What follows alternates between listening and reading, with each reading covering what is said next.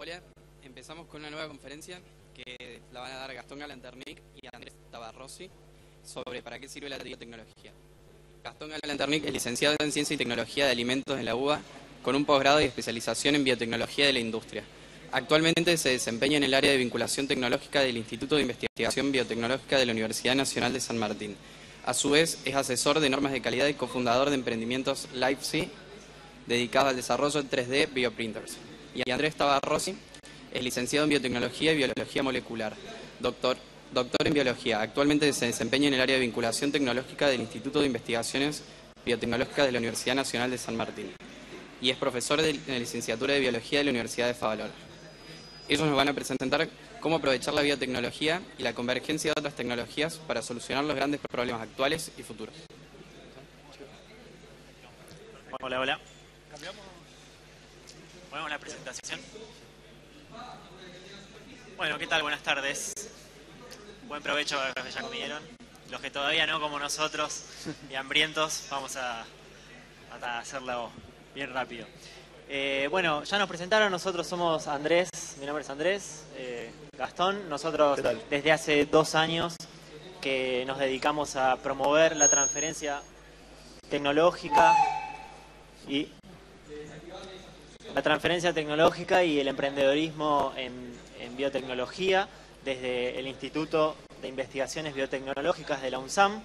Hay una de las sedes está acá en el campus Miguelete de San Martín y la otra en la ciudad de Chascomús. Este instituto tiene aproximadamente unos 50 grupos de investigación que están dedicados a la generación de conocimiento en áreas como la salud humana y animal, la agricultura, la biotecnología industrial, y cuenta con una incubadora de proyectos biotecnológicos en donde, además de asesoramiento, mentoreo y búsqueda de financiamiento, también ofrecemos espacio de mesada en el laboratorio para aquellos emprendedores en biotecnología que estén buscando desarrollar su prototipo. Hoy vamos a hablar entonces un poco de biotecnología y me gustaría saber, para arrancar, quiénes son estudiantes o graduados de biotecnología o carreras afines. A ver más o menos cómo son. Bien. El resto, ¿de qué áreas vienen? Informática. ¿Qué hay? Informática. De ingeniería. Está bastante repartido. ¿De administración o temas de gestión? Bien. Hay alguno, bien. Bueno, bien. Bueno, nos gusta que esté así mezcladito, porque hoy no vamos a hablar de qué es la biotecnología.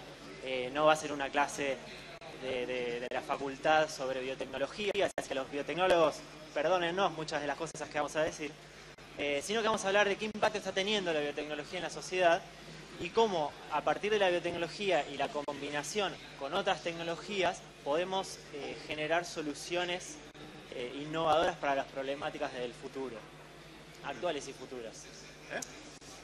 Entonces vamos a comenzar viendo cuáles son los grandes problemas globales que van a moldear nuestro futuro.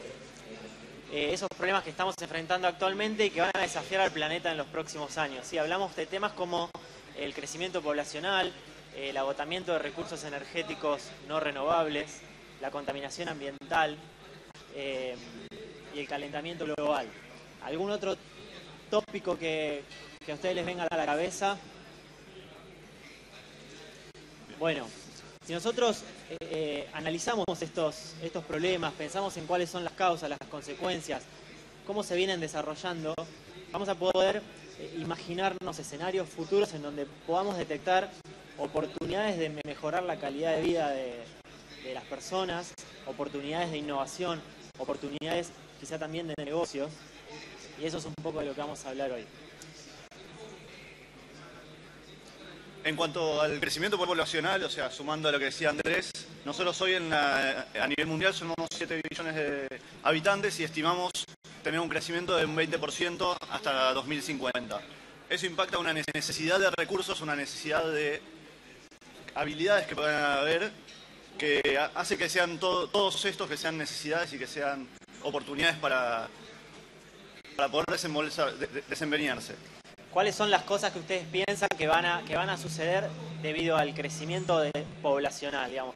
Está claro que como especie hemos sido muy exitosos, nos hemos expandido de manera gigantesca en el planeta, pero muchos dicen que esta es una situación de sobrepoblación para los recursos finitos y el espacio finito que tiene el planeta. Entonces, ¿qué situaciones imaginan que van a empezar a suceder y qué cosas ya están sucediendo? Falta de alimentos, ¿sí? Va a haber una necesidad más bocas que alimentar, con tierras, capacidad de tierras cultivables en riesgo también. ¿Qué otra cosa? Bien. Otra de las cosas que nosotros detectamos es, además de esto, al multiplicar la cantidad de personas, un aumento en la contaminación ambiental. Claramente la contaminación ambiental es un tema antropológico, propiamente dado por el crecimiento poblacional. Por otro lado, el crecimiento de la urbanización, o sea, la concentración de personas en ciudades que se viene dando principalmente en los últimos 50 años, se está acrecentando día a día. Eso lo que hace es concentrar los lugares y los potenciales problemas que puedan haber. Por otro lado, como decía, en el tema de la exigencia de alimentos, que impacta directamente en la necesidad de recursos y en el agotamiento de los recursos y de los espacios verdes y de los espacios cultivables. Sabemos que la barrera agropecuaria se está expandiendo y estamos necesitando que esa expansión se dé a lugares donde hasta ahora no se podía realizar actividad agropecuaria. Y por otro lado y último, nosotros detectamos también el tema del envejecimiento de la población. Cada vez la población tiene una expectativa de vida mayor y eso lo que impacta es en la necesidad de mayores esfuerzos en medicina, que la medicina se va haciendo cada vez más cara y a su vez que la medicina necesita especializarse en las diferentes temáticas. Antes la expectativa de vida hace cientos de años era menos de 40 años, hoy podemos estar hablando de más de 70. Con lo cual ese cambio es un cambio importante a nivel de población. ¿Qué pasa con la energía? Es evidente que la forma en la que vivimos, producimos y consumimos exige cada vez más energía. Nosotros somos cada vez más dependientes de la energía y en este gráfico lo que se muestra es el consumo energético global en los últimos 202 años. Fíjense cómo se ha incrementado, no solamente porque somos más, ya que el consumo energético per cápita también se ha incrementado. Y algo interesante es que la mayoría de las fuentes de energía que nosotros utilizamos son fuentes no renovables, como el carbón, el petróleo, el gas natural y la energía nuclear. Entonces, ¿cuál se imaginan ustedes que va a ser el escenario energético a futuro? Allá hicieron una seña de algo, están sin micrófono. Hacen así. ¿Qué significa esto? A ver.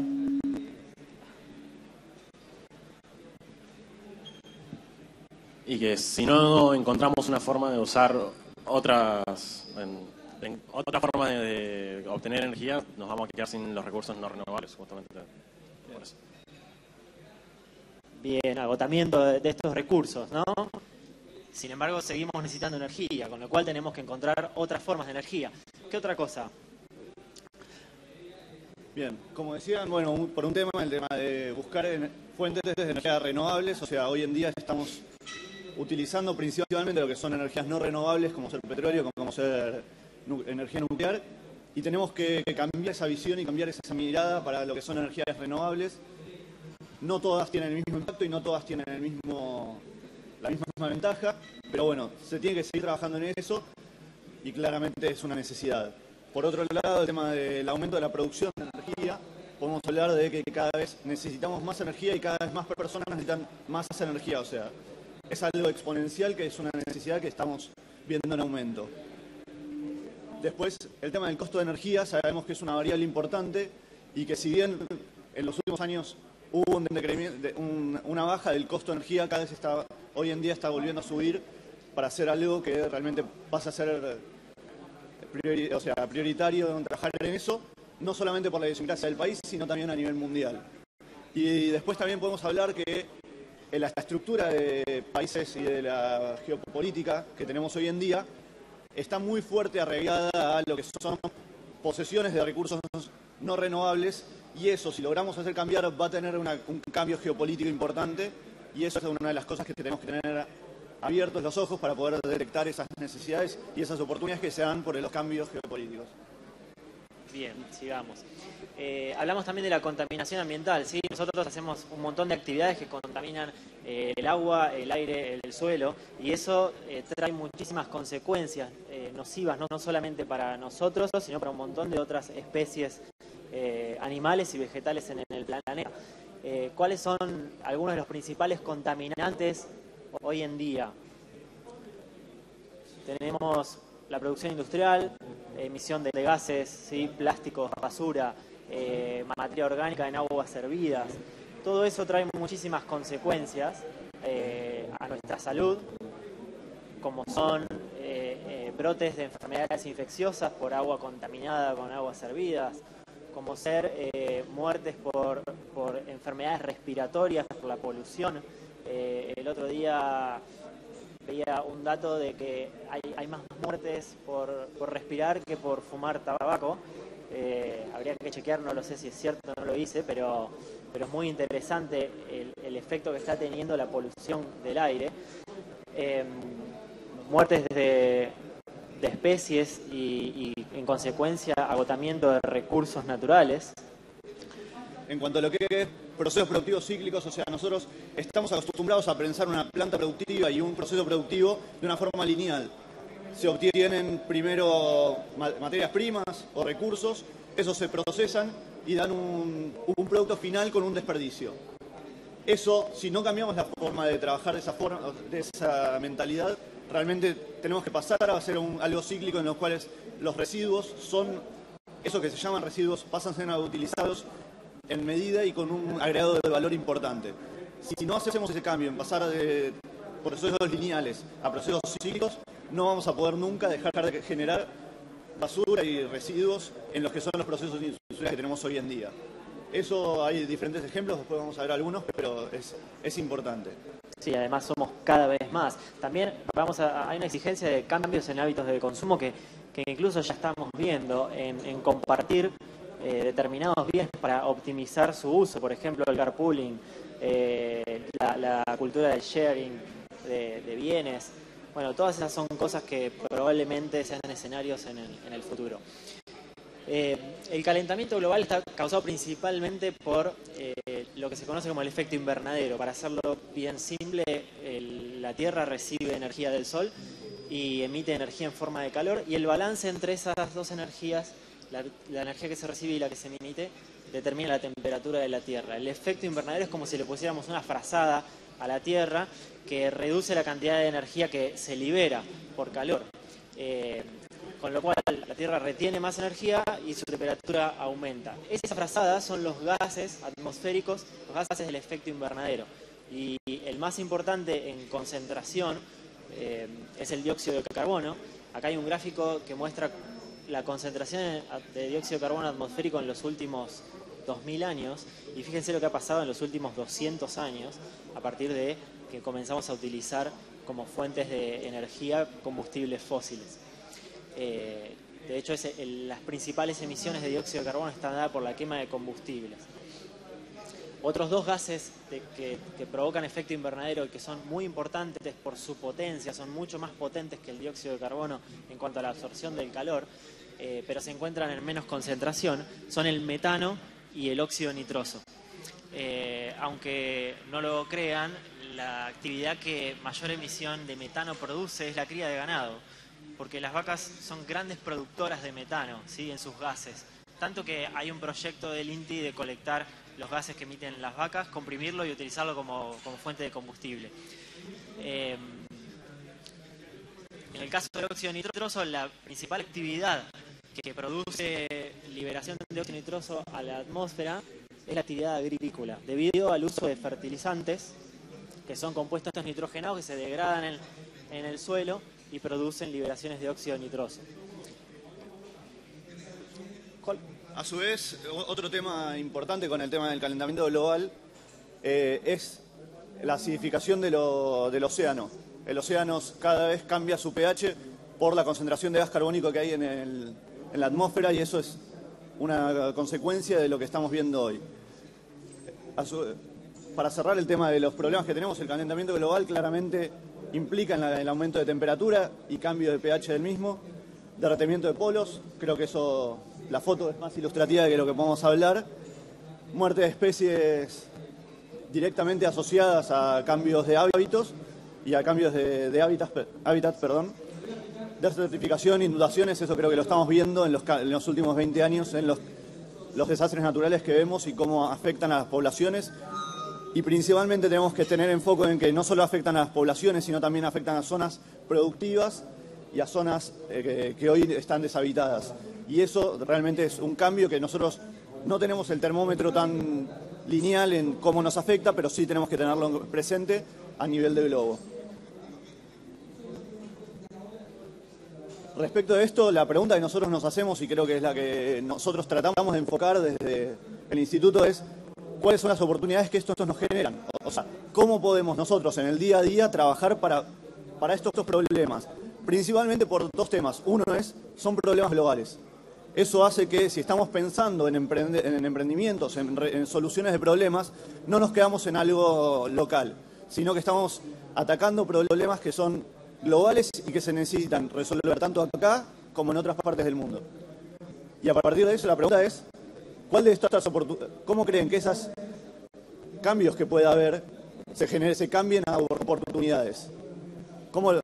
Así que es una pregunta que nosotros invitamos a que se queden pensando y a que se lleven a sus casas y a que puedan pensar desde su lugar. Acá vimos que había gente tanto de biotecnología como de ingeniería como de software.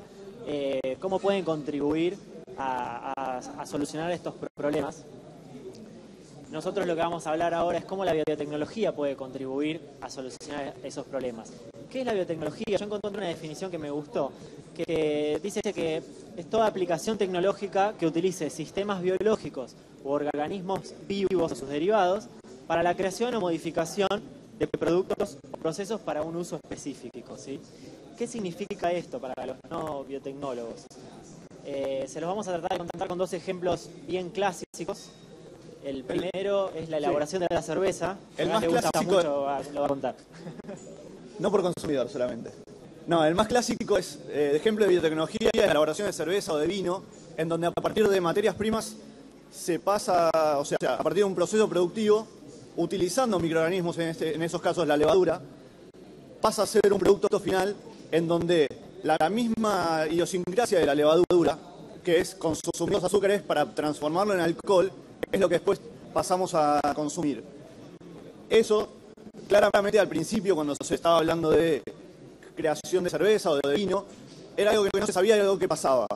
Obviamente, hoy sabemos por qué pasa, podemos controlarlo y podemos generarlo de manera industrial. Ese conocimiento es lo que la biotecnología está buscando. Es utilizar microorganismos, en ese caso, para poder tener un producto industrial y poder llevar de alguna manera, un proceso, llevarlo de manera industrial, utilizando microorganismos. Bien, y el otro de los ejemplos, digamos, existen registros de fermentación de hace miles de años atrás, pero con el surgimiento de la ingeniería genética y la posibilidad de manipular genes, tomar genes de un organismo e insertarlos en el genoma de otro organismo, se empezaron a poder hacer cosas bastante más interesantes. El ejemplo clásico en este sentido es la producción de insulina. La insulina es una hormona que producimos los mamíferos en el páncreas y que regula el metabolismo de la glucosa. Ustedes deben saber que se usa para el tratamiento de las personas que tienen diabetes. Ahora, ¿de dónde sale esa insulina? Obviamente, si se produce en el páncreas de los mamíferos, lo que hacíamos era agarrar el páncreas de animales, de mataderos, y extraer insulina. Y así tenemos insulina de caballo, insulina de cerdo. ¿Pero no sería mejor tratarnos con insulina humana? Con la ingeniería genética lo que logramos hacer fue tomar el gen de la insulina humana e introducirlo en bacterias que se pueden crecer fácilmente alimentándolas en tachos gigantes que nosotros llamamos bioreactores. Y la bacteria lo que hace es producir esta insulina como una proteína más de todas las que produce. Lo que queda al final del proceso es simplemente separar la insulina humana de todos los otros componentes bacterianos, ¿sí? De esta forma, con esta idea, hoy en día se producen un montón de proteínas terapéuticas como la hormona de crecimiento, como interferón para el tratamiento para algunas enfermedades, no solamente la insulina. Un tema que nosotros venimos a hablar de biotecnología. ¿Por qué estamos hablando de biotecnología? En términos un poco más de lo que es sociología, se puede hablar de las diferentes eras de la tecnología. podemos remontarnos cerca de 500 años atrás a hablar de lo que es la era agraria, en donde se empezó a poner a punto esa tecnología, después pasar a lo que es la era industrial, hoy estar hablando de lo que es la era informática, en donde el conocimiento es de alguna manera lo que vale y deja de valer lo material, y hoy se está pensando también en la era de la biotecnología desde el punto de vista de poder tener la información genética disponible y poder sacarle provecho a esa información, y eso es lo que hace que hoy podamos hablar de estar en una era de biotecnología. Obviamente, si vemos el gráfico, cada vez el gap, la diferencia en altura va siendo mayor y el tiempo que se requiere para que esa tecnología madure es menor. Eso es lo que implica que estamos cada vez siendo en una tecnología más acelerada y en la cual los cambios los vemos más frecuentes. Hace 20 años no podíamos pensar en tener internet en nuestras casas, hoy es algo que por lo menos podemos estar pensando todos en eso. Hace otro tiempo no podemos pensar en cada uno tener un celular, hoy es algo que lo damos por válido y lo damos por hecho. Y así podemos pensar en otras tecnologías, como tener un auto, tenerlo hoy. Y eso que vamos dando por válido es lo que de alguna manera va cerrando el ciclo de una era. ¿Estás diciendo que vamos a poder hacer biotecnología en nuestras casas? ¿Por qué no? Bueno.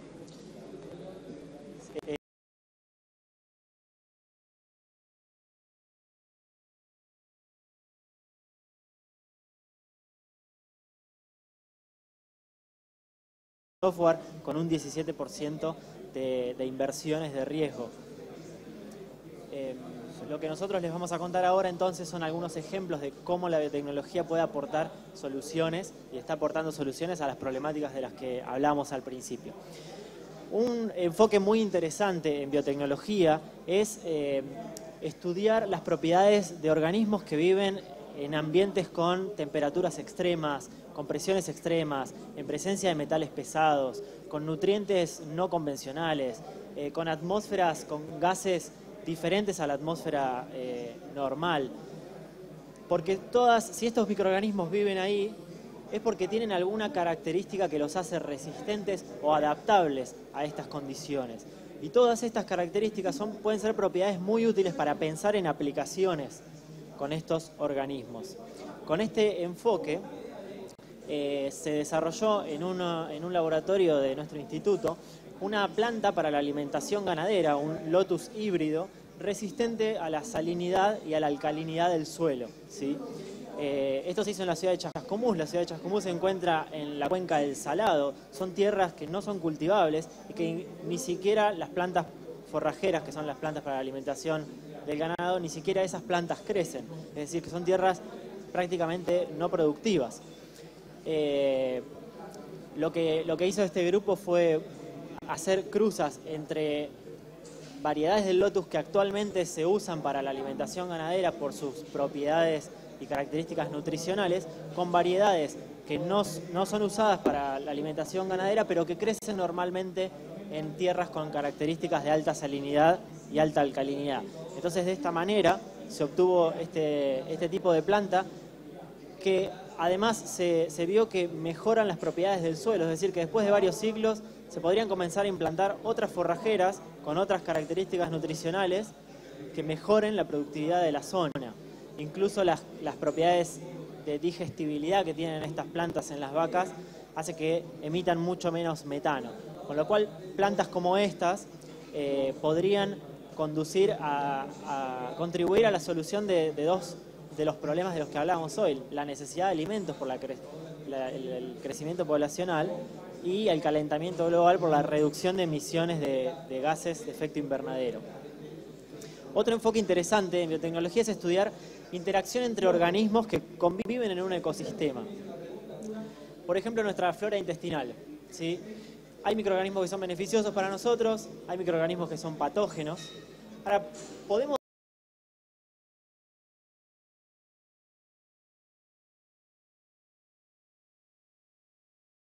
de esta forma se puede empezar a pensar en posibles aplicaciones, no solo con implicancias en la salud o nutrición humana, sino también en la agricultura, en el control de plagas y en un montón de otras áreas. Por ejemplo, si estudiamos los microorganismos del suelo y su interacción con las plantas, hay microorganismos que son beneficiosos, ya sea porque promueven el crecimiento, porque combaten microorganismos que son patógenos para las plantas o porque combaten insectos plagas.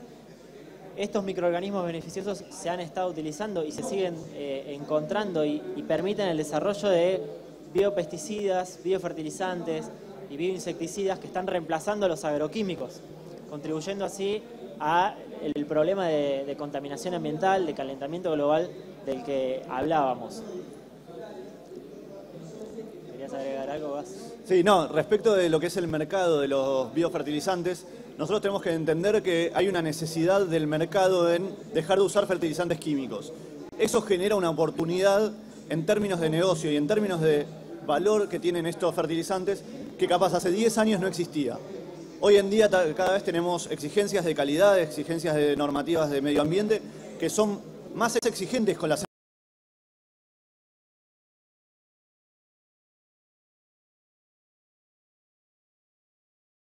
creciendo por un empuje de ese tipo de normativas. Entonces, aprovechar esas olas también es un tema importante a la hora de poder encarar proyectos que tengan un cambio radical en la forma en que se está pensando la producción.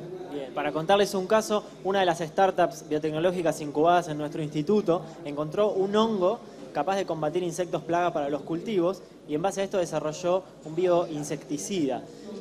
Hoy sus productos están en fase de registro en Senasa y esperamos que el año que viene comiencen a comercializarse. Y estamos muy contentos porque uno de sus productos es un cebo para hormigas que se usa en la actividad forestal. Y el año que viene va a ser el único producto disponible para este uso, porque el único agroquímico que se utilizaba se acaba de prohibir en Argentina por el impacto ambiental que tiene. ¿Hacia dónde vamos con esta tecnología? Hoy somos capaces de analizar muestras de suelos y plantas y detectar microorganismos beneficiosos de manera bastante rápida y estudiar los mecanismos por los cuales resultan beneficiosos, con lo cual es probable que en un futuro podamos generar formulaciones específicas para cada ambiente y cada tipo de cultivo. Esto alineado con la idea de agricultura de precisión, de gestión de la agricultura de parcela a parcela. De manera de no solamente hacer más productivas las áreas que hoy son cultivables, sino también de convertir áreas que no son cultivables en áreas cultivables. Otro tema también que impacta con el tema de medio ambiente es lo que es el tratamiento de efluentes. Nosotros sabemos que las actividades humanas y las actividades industriales generan efluentes natos, principalmente ya sean sólidos, líquidos o gaseosos. Principalmente se pone el foco en lo que serían los líquidos por el impacto que pueden tener en las napas. Un enfoque que es muy interesante es lo que sería remediación tanto de suelos como de aguas, en lo cual podemos detectar que microorganismos que hoy existen tanto en la naturaleza como modificados genéticamente puedan degradar algún tipo de materia orgánica específica. Hay microorganismos que pueden degradar plásticos, hay microorganismos que necesitan para algún metal pesado, que sería un contaminante, y aprovechar ese tipo de herramientas que la naturaleza ya tiene es parte de lo que nosotros tenemos que enfocarnos. En ese caso hay un proyecto muy interesante en Totoras, que queda en Santa Fe, que se llama Mama Grande, que lo que hacen es, a partir del tratamiento de efluentes normal que tenían, lo modificaron para hacer un gran bioreactor en lo que son las aguas de desgaste, o sea, directamente las cloacas, para producir ahí, a partir de eso, no solamente la limpieza de ese agua, sino también poder sacarle provecho de lo que está creciendo en ese. Entonces, a partir de eso tienen un pellet que se usa para crecimiento animal, y eso lo que hace es que pase de ser una línea de producción solamente lineal a ser un ciclo en el cual lo que es desgaste en una industria se puede aprovechar en otra. En eso, pasando de ahora de lo que hablamos de las tecnologías, aplicación biotecnológicas, algo que nosotros estamos viendo y se está viendo a nivel mundial es la creación de lo que se denominan tecnologías exponenciales. ¿Qué son estas tecnologías? Son tecnologías que año a año van siendo más accesibles y van siendo más poderosas. Un caso pragmático en esto sería lo que es el almacenamiento digital. Antes teníamos que hablar de una computadora de toneladas para almacenar una foto, hoy lo podemos tener cantidad de fotos en una memoria diminuta. Eso lo que hace es que estas tecnologías estén en una etapa muy inicial al principio, en la cual no es accesible y solamente poca gente invierte y se sumerge en estas tecnologías para que después pasen a ser algo accesible para todos. Hay una ley de Moore que lo que implica es que hay un punto de equilibrio en el cual las tecnologías van siendo más accesibles por la potencialidad de esa tecnología y más accesibles por lo que sería el costo que impacta. En ese sentido, si hablamos de celulares, hace 20 años era algo costoso, hoy no lo es, y así podemos seguir con diferentes ejemplos. En ese caso, lo que tenemos que apuntar es a saber, poder detectar cuáles son las tecnologías exponenciales que hoy están vigentes, porque capaz en 20 años no van a ser las mismas. En ese caso, respecto de la biotecnología, lo que es la secuenciación de ADN, que es saber exactamente qué es lo que dice el ADN en su totalidad de un individuo, tardaron 13 años en poder descubrirlo, 50 grupos de investigación aproximadamente, y ¿cuántos millones? Y cerca de 3.000 millones de dólares. Y hoy en día esa misma secuenciación se puede hacer en 24 horas por $1.000. Entonces, eso que antes era una tecnología inaccesible, que demoró en profundizarse y en madurar, hoy es algo que está madurado y es algo que tenemos que tener la capacidad de aprovecharlo. En ese sentido, nosotros ponemos algunos ejemplos de tecnologías exponenciales que nos parecen que hoy en día se están trabajando no solamente a nivel mundial. El principal es la biología sintética, que sería, en resumidas cuentas, pensar a la biología como una ingeniería, en donde las partes de los organismos vivos son partes de un sistema. Entonces, aprovecho ese sistema para poder generar cosas. Eso hoy en día se está trabajando. En Argentina se empezó hace pocos años a pensar de esta manera la biología y realmente es una tecnología que está surgiendo y que hoy en día no es muy conocida, no es muy accesible, pero a futuro creemos y se están dando las condiciones para que lo sea. ¿Quiénes están acá vinculados a alguna de estas tecnologías? ¿Trabajan en algún proyecto, sea de investigación, de emprendimiento, vinculado a alguna de estas áreas? Vale, bueno, sí, los invitamos, ahora después les va a contar, los invitamos a que las exploren un poco y a que las tengan en consideración para sus proyectos. Sí. Otro tema, son las nanotecnologías. Sí. Nanotecnología, que hablamos de generar tecnología en cosas micro, más chico que micro, y pasamos al nanómetro. Eso da la capacidad de poder hacer cosas con una eficiencia que hasta ahora no era posible. Otro tema es la impresión 3D, que nosotros vemos replicado a nivel doméstico, capaz hoy en día. Hay muchas aplicaciones de la impresión 3D que todavía no están exploradas, y algo bastante particular que está dando en eso es que las industrias recién hoy se están enterando de lo que es la impresión 3D, y todavía a nivel industrial la aplicación de impresoras 3D, de impresión 3D como una tecnología es algo muy básico y muy acotado. Lo mismo pasa a nivel medicinal. Después, respecto de robótica, capaz estamos un poco más avanzados como país y como estructura, pero la potencialidad todavía no está del todo explorada. Y respecto de lo que es Internet of Things y sensores para calidad de vida, es algo que recién ahora se está empezando a hablar y no tanto, se empieza a hablar acá, pero a nivel mundial es algo que ya está conocido y capaz hoy podemos pensar en tener una heladera que me avise si está desenchufada. Antes era algo realmente impensado. Algo importante con estas tecnologías no es las tecnologías en sí mismos, sino es la capacidad de convergencia de estas tecnologías. Con la convergencia hablamos de enfocar un problema con diferentes tecnologías. Eso obliga a los que estamos en el ámbito académico y de investigación en salir de laboratorios y vincularse con otro tipo de tecnologías y perderle el miedo a esa vinculación. Es algo que se está dando y es algo que creemos que es la forma de potenciar esa solución a un problema, que sería no enfocándolo solamente desde una tecnología y desde un conocimiento, sino tácitamente desde varios conocimientos, varias tecnologías y varias potencialidades. Algo que nosotros tratamos de llevar esto no solamente a la resolución del problema en sí, es que los equipos de trabajo que se armen sean también convergencia respecto de las capacidades de cada uno. En ese sentido, si nosotros estamos pensando en poner un emprendimiento y yo soy el especialista en la temática, no puedo solo salir a la calle y pretender hacer la administración, la venta, la comercialización, la respuesta y demás. Cada uno tiene su expertise Y la convergencia de esos conocimientos también es lo importante respecto de tecnologías que son de punta y que van saliendo, que tienen un potencial mayor. Bueno, y les vamos a contar un par de ejemplos de convergencia, ¿sí?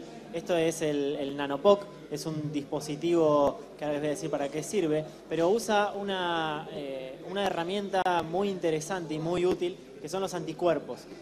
La mayoría acá debemos haber escuchado hablar de anticuerpos, pero ¿qué son los anticuerpos? Nuestro cuerpo produce estas proteínas en respuesta a la invasión de cualquier agente extraño. Y la particularidad que tiene es que estas proteínas son capaces de unirse específicamente a ese agente extraño que invadió nuestro cuerpo.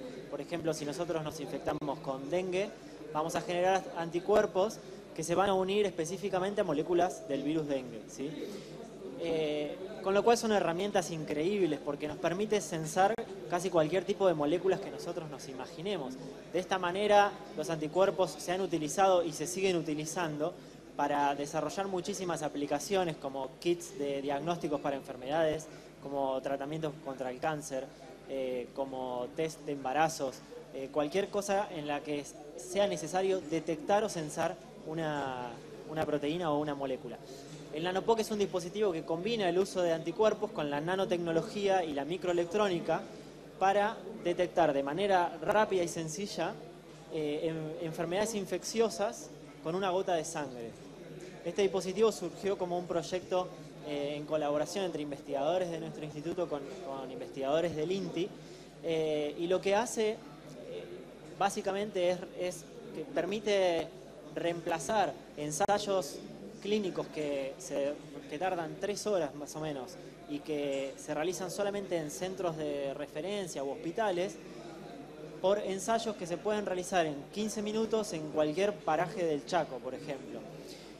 El desarrollo y la evolución de este tipo de tecnologías, de este tipo de sensores, probablemente nos permita pensar en dispositivos todavía más económicos y todavía más sencillos que podamos incluso tener en nuestras casas o conectados a nuestros celulares, conectados a una supercomputadora como Watson de IBM, que lleve registros de nuestro historial clínico y que haga comparaciones y correlaciones con casos en cualquier otra parte del mundo y nos permita predecir enfermedades o nos permita mejorar nuestra alimentación o un montón de cosas que todavía no nos estamos imaginando, pero imagínense el potencial que esto despierta.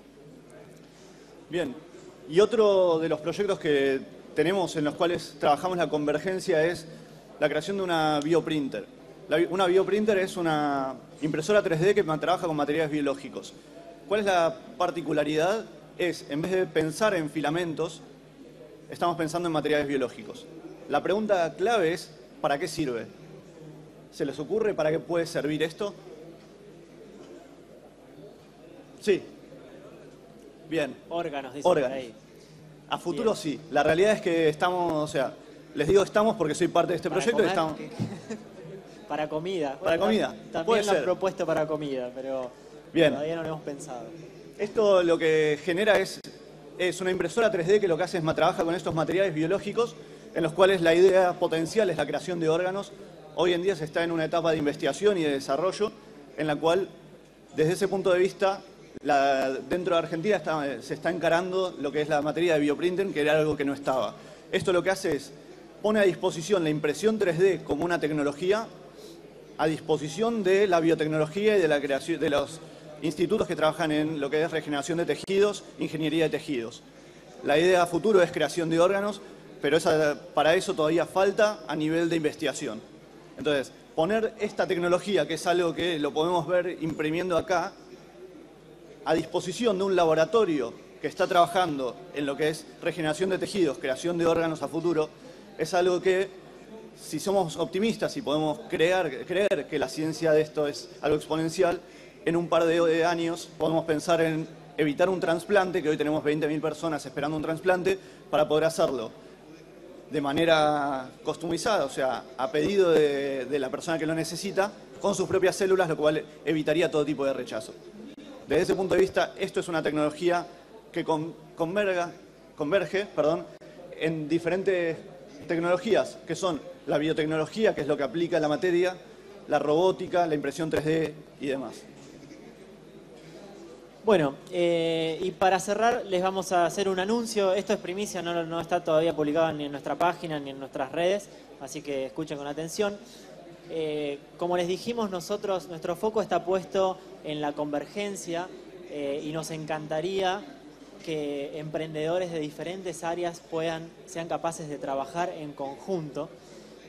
Así que para que la gente que no es biotecnóloga y para que le puedan perder el miedo a la biotecnología, para que puedan aprender experimentando, vamos a lanzar el año que viene un curso taller de inmersión en biotecnología, en donde van a poder ustedes mismos estar en el laboratorio y hacer sus propias prácticas, como les dije, para poder aprender experimentando.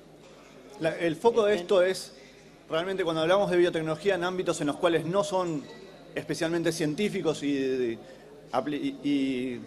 que están en temas de esto, es no conocer qué es lo que implica la biotecnología, cuáles son las potencialidades que puede tener y cómo se puede hacer. Nosotros creemos que emprender en biotecnología no es algo que no se pueda hacer en nuestras casas. Tenemos ejemplos de gente que emprendió en biotecnología en su cocina y la realidad es poder hacer eso y enfocar en que los emprendimientos puedan salir de una cocina y no necesariamente tengan que salir de un instituto, de una estructura mucho más grande, de mucho más conocimiento, porque en definitiva estamos manejando cosas que son accesibles. Hay equipamientos que nosotros tenemos siendo parte de un instituto, pero la idea es que estén disponibles para poder emprender en esto y para poder realmente hacer proyectos que cambien la vida de la gente y que no solamente queden en una mesada ni que queden en un paper, sino que esos se materialicen y hagan cambios cualitativos y significativos en cómo estamos viviendo hoy. Bueno, muchas gracias. Sí, ¿preguntas? ¿Preguntas? No sé cómo estamos de tiempo para las preguntas. Estamos bien de tiempo, tenemos unos minutos, así que si quieren hacer consultas. Hola, sí. Yo tengo dos preguntas. Por un lado, ¿qué beneficio tiene el INTI de incubar proyectos? ¿Se escucha? Hola, ahí está. Por un lado, ¿qué beneficio tiene el INTI de incubar proyectos? Y por el otro lado, en relación al proyecto de el NanoPoc, si también conocen el proyecto que tuvo Elizabeth Holmes en Silicon Valley, que justamente tuvo un problema grande que era muy parecido a lo que me decían, de que intentaba con una gota de sangre intentar sacar análisis de enfermedades. Esa era la idea general y que ahora hubo mucho lío estos meses.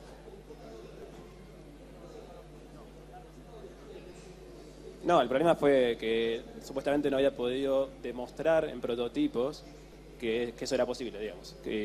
Y los inversores se fueron y se murió la empresa prácticamente. Dos temas. Uno respecto de la incubación en nuestro instituto, que es el Instituto de Biotecnologías de la Universidad de San Martín. No es el INTI. Nosotros lo que ponemos es a disposición, por un lado, mesada de laboratorio, por otro lado, el conocimiento que hay de los investigadores. Hay por lo menos 50 grupos de investigación que están trabajando en diferentes ramas, que el conocimiento que tienen propio ya es en sí un valor, o sea, tienen la capacidad de responder todo lo que sean consultas y demás, y pueden hacer la mentoría científica en respecto de los proyectos. Y por otro lado, la disponibilidad de los equipos. O sea, nosotros tenemos disponible equipos de laboratorio de primera línea, en donde la foto esa es foto del laboratorio en donde estamos trabajando, con lo cual implica un laboratorio de reconocimiento a nivel mundial. Y respecto del otro... Sí.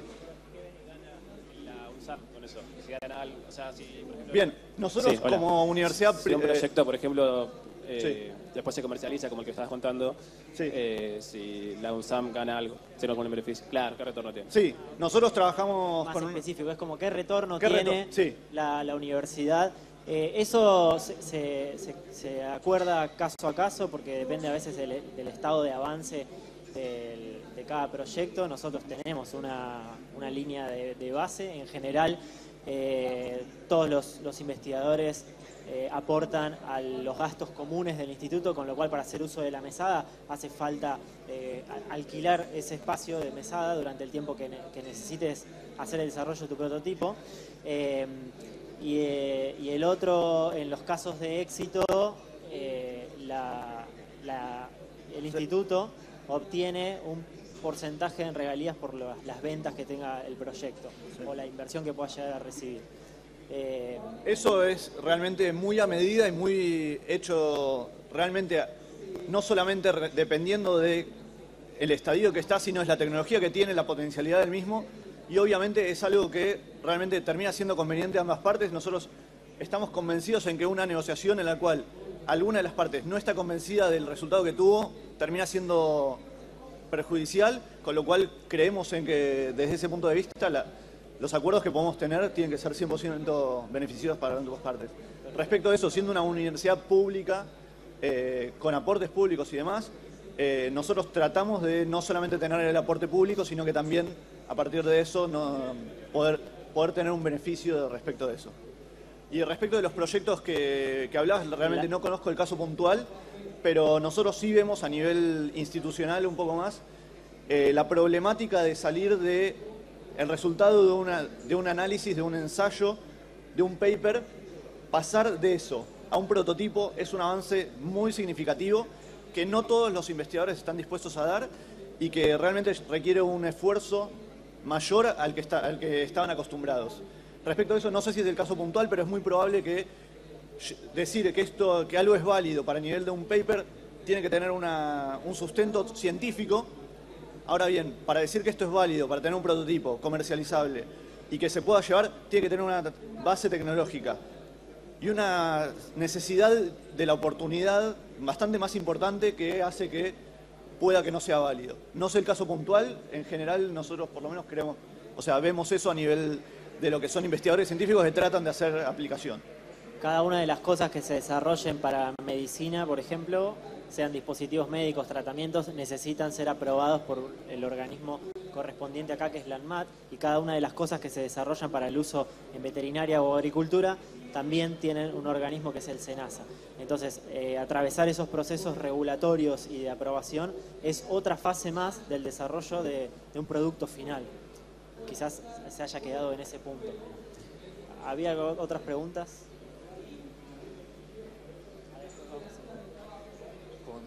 Lo que no vi fue la impresión funcional. La impresión funcional. Que yo sé que en la USAN, sí, por ahí tienen una impresora funcional, ¿no? ¿Impresora funcional de qué? Sí. Perdón. La impresora funcional es que distintas disciplinas se usan para una impresión de determinada cosa, ¿no? Yo no sé si la conocen ustedes. Yo creo que hay en nanotecnología una. Sí, ahí en la FAN hay una. La impresión funcional. Ingenieros electrónicos, ingenieros textiles, ingenieros, se juntan distintas disciplinas para imprimir, o sea, esto es plano, digamos, ¿no? También se puede hacer tipo 3D, pero es plano. Es para hacer, por ejemplo, las pantallas de celular. Sí. ¿No? Se imprimen esas cosas. Sí, nosotros ahí tenemos tal vez un vicio de nuestro instituto. Nosotros estamos enfocados en lo que es biotecnología y los proyectos de biotecnología. Tratamos de tener una relación con otros tipos de institutos, en lo cual, por eso capaz nuestro sesgo biotecnológico se va por ese lado. O sea, eso que vos decís existe, y en la FAN tienen impresoras que están buenísimas. Por ejemplo, incluso imprimen tintas que pueden ser conductoras o aislantes. Entonces son capaces de imprimir circuitos electrónicos en una capa de un material flexible, por ejemplo una tela. Se están imprimiendo circuitos en las etiquetas de las ropas, se pueden imprimir paneles solares flexibles, o sea, se pueden hacer un montón de cosas que tienen que ver con la impresión 3D, que tienen que ver con la nanotecnología y que podrían tener que ver también con la biotecnología. En el caso de la bioprinter que los chicos desarrollaron, lo que ellos usan como tinta no son filamentos, sino que son geles. Es diferente. ¿Otra pregunta? Vamos a la otra después, chapa. Hola, hablaste de una startup que había en tu instituto sobre un bioinsecticida a partir de un hongo que atacaba cierta plaga. Y quería saber metodológicamente cómo lo hacen, si obtienen algún metabolito del hongo o utilizan la cepa para el bioinsecticida. Bien, En ese caso es directamente el hongo lo que se está utilizando como bioinsecticida. El hongo es capaz de matar, es un patógeno de los insectos. Los insectos aparecen momificados a los pocos días de esparcir esporas del hongo en el ambiente. ¿Cómo? Sí. No, ese hongo puntualmente se va a usar para lo que es industria forrajera y realmente por las pruebas que hicieron todavía no, o sea, no tiene ningún tipo de efecto secundario y más es un material biodegradable, con lo cual desde Todos ya... esos ensayos tienen que ver con los ensayos regulatorios de los que recién hablábamos. El SENASA es quien evalúa todas esas cosas, que no sea contaminante, que no tenga efectos tóxicos, todas esas cosas. Viene aprobando todo. Sí, allá.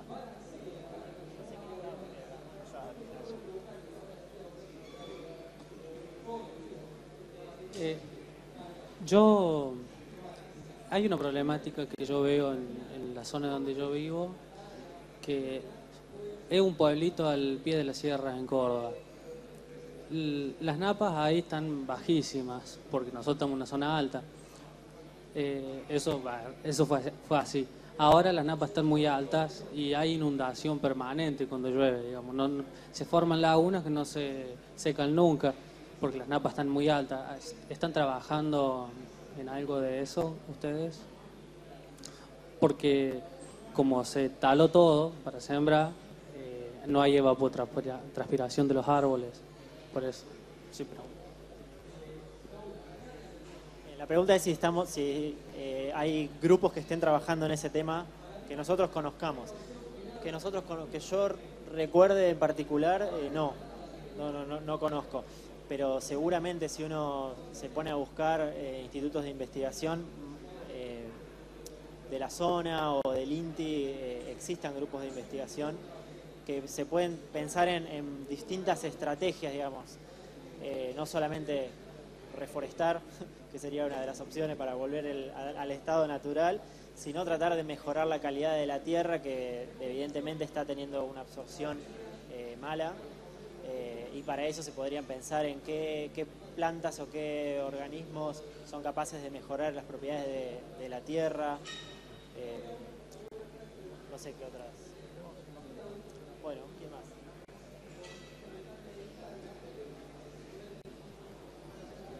Hola, buenos días.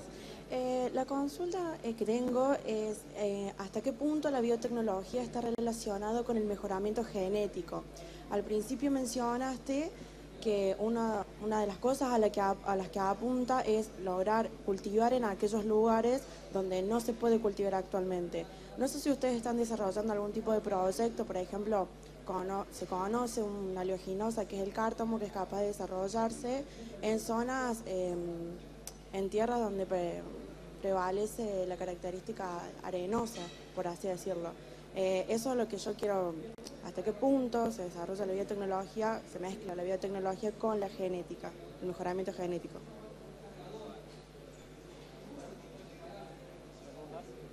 Bueno,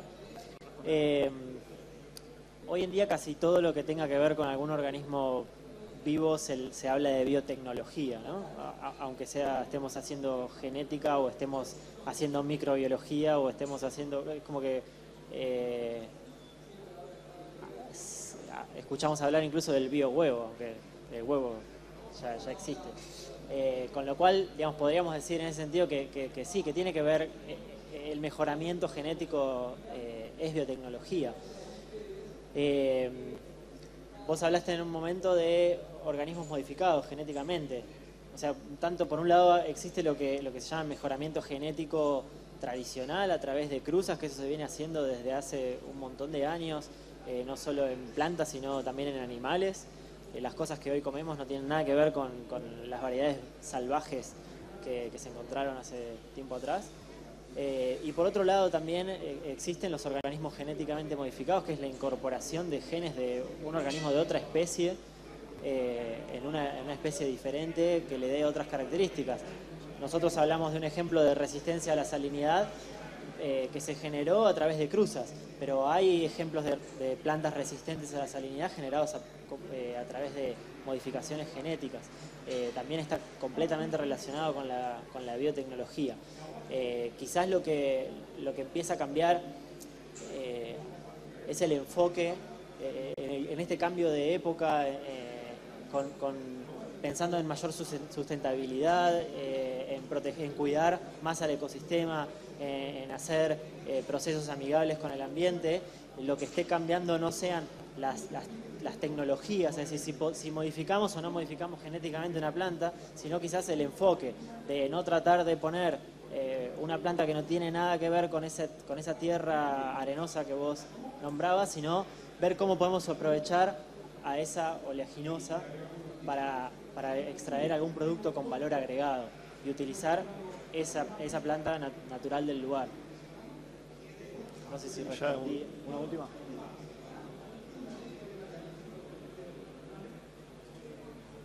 Hola, buenas tardes. Para la impresora 3D, la bioprinting, ¿cuál es la materia prima que usás para poder hacer, o sea, pensando en que querés hacer un órgano? Sí. Porque, bueno, está constituido por distintos tipos de células, entonces, bueno, la pregunta es qué materia prima usás para hacer las cosas. Principalmente se usan lo que son hidrogeles, que se usan materiales estructurales de las células, como ser colágeno, ácido hialurónico, alginato, que tienen la capacidad de ser como un gel, similar a la gelatina, o la estructura que tiene que tener es similar al gel para el pelo, y eso se puede usar prácticamente cualquier material que tenga esas propiedades. Principalmente los principales estudios se hacen con colágeno de manera extractiva. ¿Responde? Sí, hay dos estrategias para poder trabajar con ese tipo de impresión. Uno es hacer la impresión como una estructura de andamio y después ponerle células encima. Esa es la más sencilla y no requiere de un equipamiento demasiado complicado. Y la otra es directamente que la tinta tenga las células encima. Eso lo que hace es que requiere muchísimos más cuidados al momento de poder estar haciendo la impresión, y es algo que sería un segundo paso hoy en día. O sea, desde el punto de vista de lo que se hizo en Argentina, todavía en Argentina no se imprimió con células, estamos trabajando en ese sentido. ¿Estamos? Bueno, chicos, se acabó el tiempo. Muchas gracias a todos por las Muchas gracias. preguntas y la participación.